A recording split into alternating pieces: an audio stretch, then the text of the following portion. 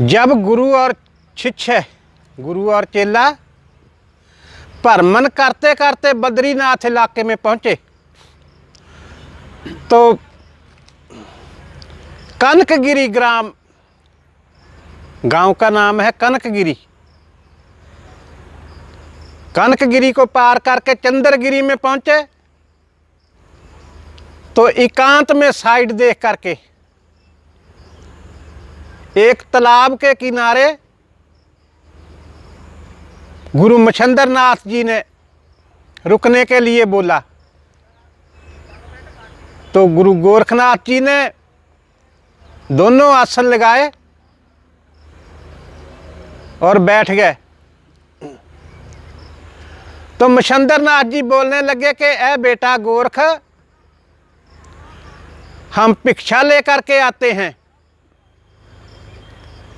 आप जहां बैठ करके संजीवनी मंत्र को याद कीजिए। तो गुरु की आज्ञा मानकर तन मन के साथ, पूर्ण ध्यान के साथ गोरखनाथ जी संजीवनी मंत्र को याद करने लगे, संजीवनी मंत्र का पाठ करने लगे। तो उधर गांव के लड़के तालाब में स्नान करने के लिए आ गए। बच्चे पानी के अंदर खेल रहे हैं, एक दूसरे के ऊपर गिल्ली मिट्टी फेंक रहे हैं, कोई ऊंची ऊंची रो रहा है, कोई ताली बजा रहा है, ऐसे उद्यम मचा रहे हैं। तो इधर गोरखनाथ की इबादत में, तपस्या में विघ्न पड़ रहा है, उसका ध्यान बार बार छूट रहा है। परंतु फिर भी गोरखनाथ अपने मन को, अपने ध्यान को लगाने की कोशिश करते हैं और बच्चों को बार बार चुप करने के लिए बोल रहे हैं, शांति रखने के लिए बोल रहे हैं। तो बच्चे हैं, वो फिर ऐसे करने लगते हैं।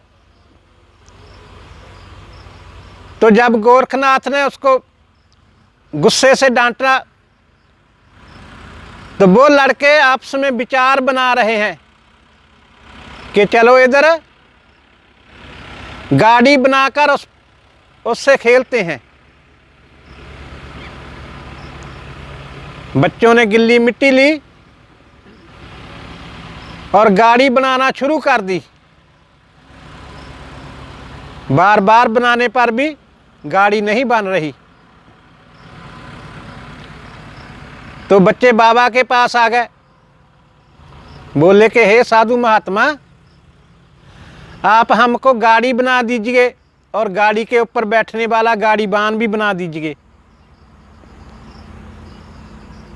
तो गुरु गोरखनाथ जी बच्चों को टालने के लिए बोल रहे हैं कि बेटा, हमको गाड़ी और गाड़ीबान बनाना नहीं आते। तो बच्चे दूर जाकर के गाड़ी बनाना शुरू करते हैं। बार बार बनाने के बाद उन्होंने गाड़ी को तैयार कर लिया, परंतु गाड़ीबान नहीं बन रहा। बच्चे फिर इकट्ठे होकर के आए और बाबा जी से बोलने लगे कि हे साधु महात्मा, देखिए हमने गाड़ी बना ली है, परंतु गाड़ीबान नहीं बनता, आप गाड़ीबान बना दीजिए। तो गुरु गोरखनाथ जी बच्चों को कहने लगे कि बेटा, हमको गाड़ीबान नहीं बनाना आता। तो एक बच्चा बोलने लगा कि हे साधु महात्मा, आप इतने पढ़े लिखे हो फिर भी झूठ बोल रहे हो। हमने तो सुना कि पढ़े लिखे सब कुछ बना लेते हैं, आपको गाड़ीबान बनाना आता है, परंतु आप झूठ बोल रहे हैं। बच्चों ने अपने साथी का साथ दिया और ताली बजा बजा कर बोलने लगे कि बाबा को गाड़ीबान आता है बनाना, बाबा झूठ बोल रहे हैं। तो गुरु गोरखनाथ जी ने बच्चों से उलझना अच्छा नहीं समझा और मिट्टी लेकर के गाड़ीबान बनाना शुरू कर दिया। तो क्या होता है गाड़ीवान अभी पूर्ण नहीं बना, परंतु गाड़ीवान के हाथ पांव चलने लगते हैं।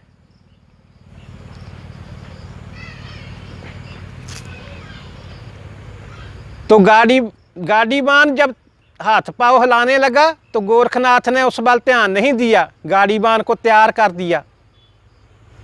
जब गाड़ीवान तैयार हो गया तो उसमें जान पड़ गई, रूह पड़ गई आम बच्चों जैसा। वो गाड़ीवान आम बच्चा बन गया, हाड़ मांस चाम सब ऐसा ही हो गया। तो ये सब चमत्कार देख करके गोरखनाथ भी हैरान है कि ये कैसे हो गया। जब बच्चों ने देखा तो वो गाड़ीवान को पूत पूत कह करके वहां से भाग गए, अपने अपने घरों में गए, माता पिता को ये सब घटना बताई। मिट्टी के गाड़ीवान में जान जब पड़ गई, गांव वालों ने सुना तो वो देखने के लिए गोरखनाथ के पास आने लगे। ये बात जब गुरु मच्छिंद्र नाथ ने सुनी, वो भी उसी गांव में भिक्षा मांग रहे थे। जब उन्होंने सुना तो वो झट से समझ गए कि ये मिट्टी के गाड़ीवान में जो जान पड़ी है, ये संजीवनी मंत्र का प्रभाव है।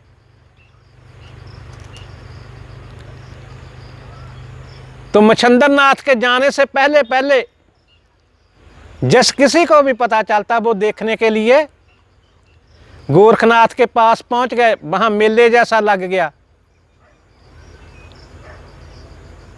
तरह तरह के लोग सवाल कर रहे हैं गुरु गोरखनाथ जी से। कोई बच्चे के सर पर हाथ फेर रहा है प्यार से, कोई नाक पकड़ रहा है, बोल रही है कि देखो छोटा सा नाक है, कितना प्यारा है। कोई बोल रहा है कि इसका मुंह खोल कर देखिए, दांत है जहां भी बच्चों जैसे बाद में आएंगे। तो उसी समय गुरु मच्छिंद्र नाथ जी आन पहुंचते हैं। आते ही बोलते हैं कि हे बेटा गोरख, अब तुम पूर्ण सिद्ध हो गए हो।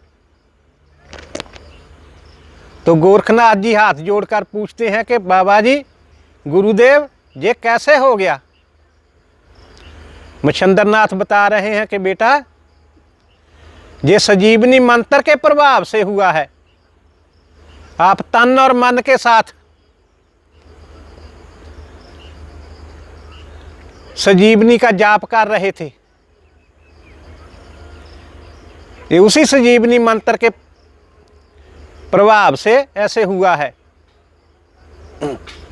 संजीवनी मंत्र ने अपना प्रभाव दिखाया है।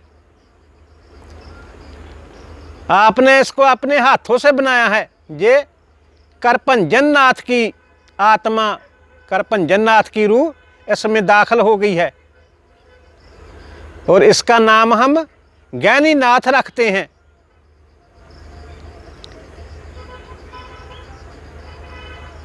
तो गुरु मच्छिंद्र नाथ जी गोरखनाथ को बोल रहे हैं कि बेटा, अब जहां रुकना ठीक नहीं है, आप चलने की तैयारी कीजिए। गुरु का उपदेश सुनते ही गोरखनाथ ने झोली, चिमटा, खप्पर सभी अपना सामान उठा लिया और उस गाड़ीवान के सर पर हाथ फेरा, शीश दी। तो चलने लगे। लोगों ने उनको रोक लिया, दुहाई देने लगे, बोलने लगे कि हे प्रभु, हे जोगीराज, आप चले जाओगे तो हमारा भला कैसे होगा। तो मच्छिंद्र नाथ जी बोल रहे हैं कि नहीं मुखिया जी, हमको जाने दीजिए। चलता पानी और साधु, बहता पानी और चलता साधु अच्छे होते हैं। जैसे एक जगह पानी खड़ा हो जाने से उसमें कीड़े पड़ जाते हैं, वो गंदला हो जाता है, इसलिए साधु को भी चलना चाहिए। तो मुखिया जी बोल रहे हैं कि हे महाराज, आप इस गाड़ीवान को जहां छोड़ जाइए, हम इसको देख करके आपको याद कर लिया करेंगे। तो मच्छिंद्र नाथ जी बोलते हैं कि मुखिया, ये आम गाड़ीवान नहीं है,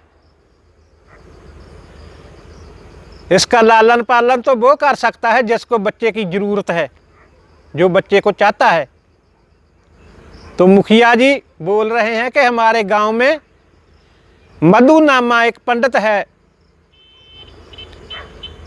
जो प्रभु को मानने वाले हैं, साधु संतों की सेवा करते हैं, धन माल से भी वो अमीर हैं, परंतु उनके औलाद नहीं है। आप ये गाड़ीवान उनको दे दीजिए, हम उनका बहुत सत्कार करते हैं, बहुत मान करते हैं, अपने शुभ कार्य भी उन्हीं से ही करवाते हैं। तो मुखिया जी कुछ आदमियों को लेकर के मधु नामा पंडित जी के घर आए। मुखिया ने सारी घटना, सारी कहानी, पूरी कथा उनको गाड़ीवान की सुनाई।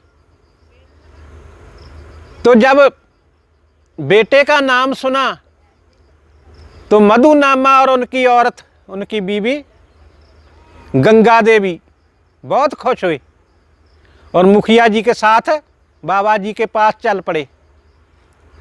तो दोनों ने आकर के हाथ जोड़े और दोनों सन्यासियों के आगे झुककर बोलने लगे कि हे प्रभु, आप इस लड़के को हमें दे दीजिए। तो मच्छिंद्र नाथ जी बोल रहे हैं कि हे ब्राह्मण देवता, ये आम गाड़ीवान नहीं है, ये करपंजन नाथ की आत्मा है, उनके अवतार हैं, ज्ञानी नाथ हम इसका नाम रखते हैं। आप इसको प्रभु का, भगवान का अवतार मानकर इसका लालन पालन करोगे तो आप भी तर जाओगे, आपकी कौल भी तर जाएगी। तो गंगा देवी बोल रही है कि हे स्वामी, हे प्रभु, आप निश्चिंत हो जाइए, हम इस बच्चे को प्यार करते हैं, हम तन मन और धन से इनका लालन पालन करेंगे, आपको कोई शिकायत का मौका नहीं देंगे। तो मच्छिंद्र नाथ जी बोलते हैं कि ठीक है बेटा, हम फिर भ्रमण करते करते 12 साल के बाद आएंगे और इस बच्चे को आशीर्वाद देंगे, इस बच्चे को ज्ञान भी देंगे।